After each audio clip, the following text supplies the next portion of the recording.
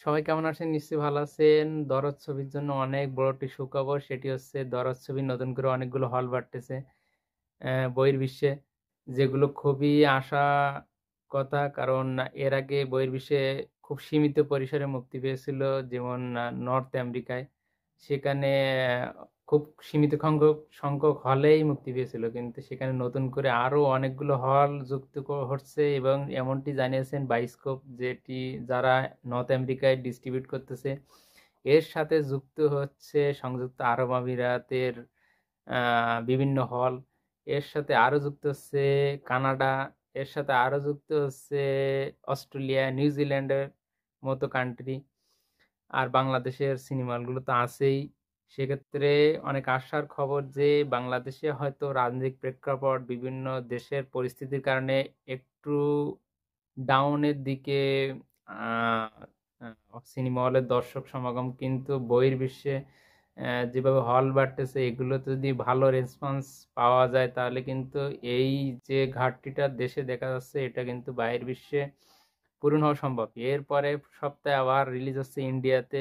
এর সাথে সাথে আরো হয়তো অনেকগুলো হলে আস্তে আস্তে যুক্ত হওয়া শুরু হবে, মালয়েশিয়া যুক্ত হবে। তো খুবই আশার কথা। এখন যেহেতু ইন্টারন্যাশনাল মার্কেটটা ওপেন হয়ে গেছে, হ্যাঁ, এখন সিনেমার যারা প্রডিউসার আছে তাদের হয়তো রিস্কটাও অনেক কমে গেছে। কারণ আন্তর্জাতিক মার্কেটের থেকে ভালো একটা ফিডব্যাক পাওয়া যাচ্ছে এখন ইদানিং বাংলা ছবির ক্ষেত্রে, বিশেষ করে সাকিব খানের ছবির ক্ষেত্রে। তো আমরা খুবই আশা করতে পারি যে ভালো একটা পজিটিভ রেজাল্ট পাওয়া যাবে এখান থেকে।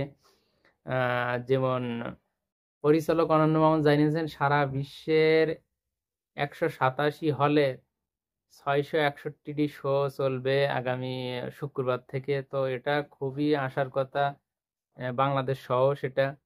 এবং যেহেতু আগামীকাল ছুটির দিন, অফিস ডে অফ, সেহেতু আশা করা যায় যে বাংলাদেশে নতুন করে অনেকগুলো শো বাড়বে বিভিন্ন সিনিপ্লেক্সে। আর সেই সাথে যেহেতু কাল শুক্রবার ছুটির দিন, দর্শক সমাগম চাপও বাড়বে।